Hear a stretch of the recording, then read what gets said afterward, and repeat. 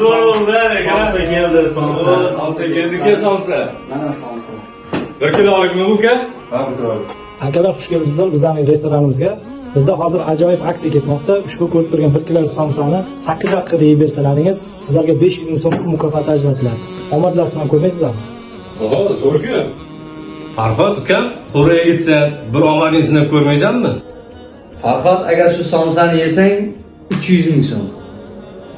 Oho, 300 ming bo'lsa 300 mingni sarflashdir. Mana bizdan ham 300 ming so'm. 600 ming bo'ldi. 500 ming bilan 1 million 100 ming so'm bo'ldi. Farhod, omading ko'rasanmi bir? Sizlar bu pullarni miskinlarga beringlar. Bu somsa yeganimni mana bu internet tarmog'iga qo'yadi.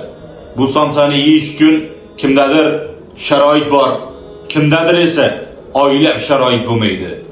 Men nafsim uchun sog'lig'imdan kechadigan yigit emasman. Bu somsa uchchalamizni ham to'ydiradi.